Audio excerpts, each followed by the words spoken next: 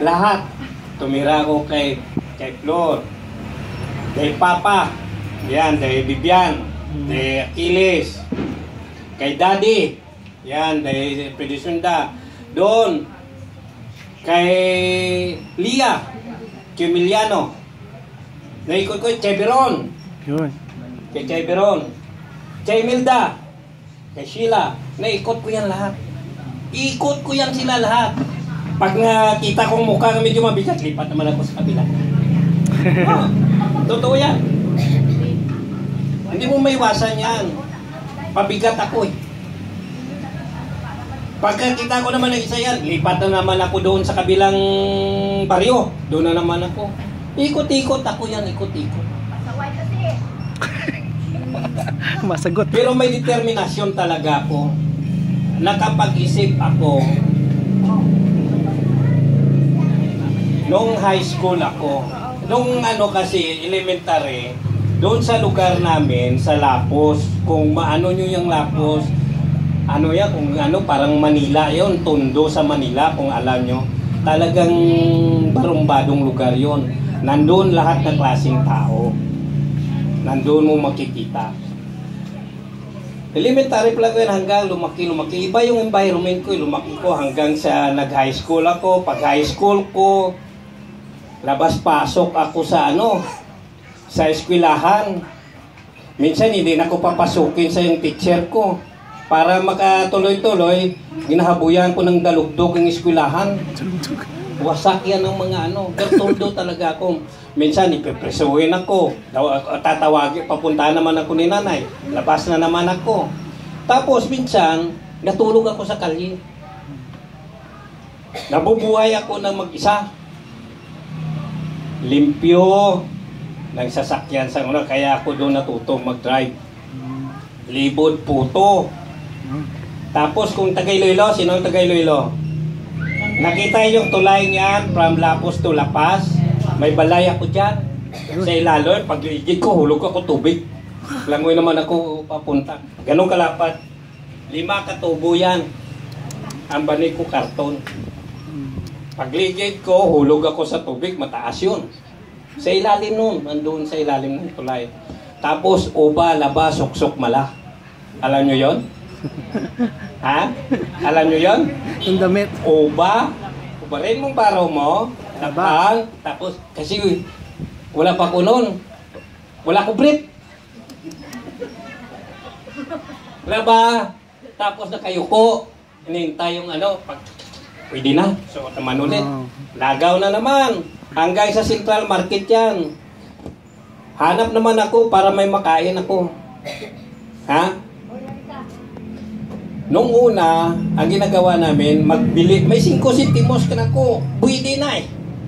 Mabuhay ka na. Kailangan sipag mo lang. Tiyaga. Bili ako ng plastic, 2.5. Binta ko yung tag 5. Mabinta ko na yan. May 5 na ko. Kailangan minsan balyahan din eh. Palakasan. Kaya siguro lumaking kalye din ako. Kasi may tama kahit aso may territorial eh. Hindi ba? May mga territorial. Kaya kailangan maging ka rin, siga-siga ka rin para hindi ka survival. Survival. Hanggang na ko yan, naikot ko na lahat, naranasan ko na yan. Hanggang sa katapusan na dumating ako. Dito ko tumagal kay Daddy.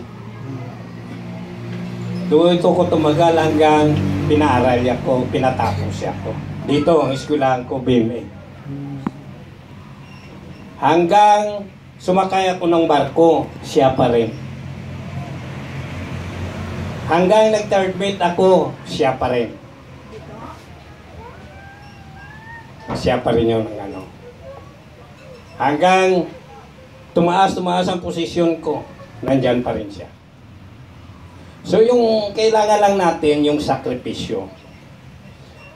Siguro, sa inyong mga bata, yung panahon parang bilog eh. Tama, bilog.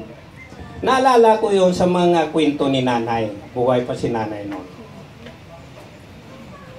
Tapos yung sinasabi niya, ako na rin nagsasabi sa anak ko. Umiikot yung mundo. Hindi sa lahat na panahon, sa taas tayo. Umiikot. Ikot-ikot lang. Ngayon, noon maring sa baba ko, nagsakripisyo ako, umakyat. Ganon din nanay noon.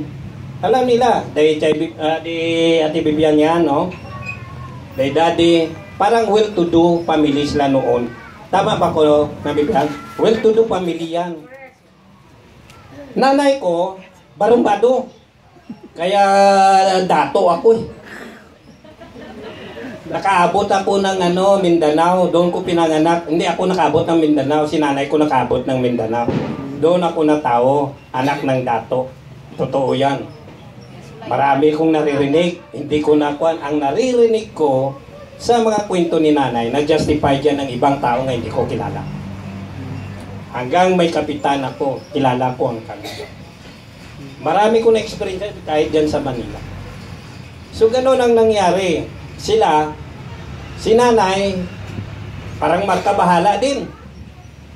Kaya, pinanganak kami, parang markabahala din. Yan lumabas, parang bahala.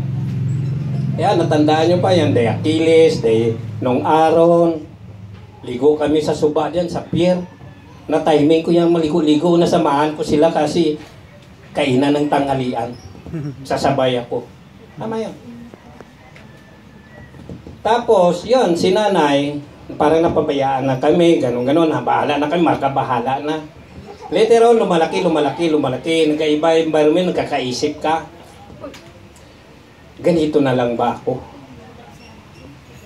May makita ka dyan, nga kasamaan mo o ano. Namulat ako nang masuspended ako forever. Alam nyo yan? Sa buong Iloilo. Suspended ako forever, hindi ako maka-eskwela. Kahit saan ako magpa-enroll, kahit sa liblib na yun ng Iloilo, pinakadulo o pinakaliblib ng paralan sa Iloilo. Buong province hindi ako maka. Kaya lumipat ako Bacolod. Sabi ng mga parent-teacher association kay nanay, i-change environment mo. Ayun, nag-change environment ko. Sakripisyo. Sige lang, tiyaga.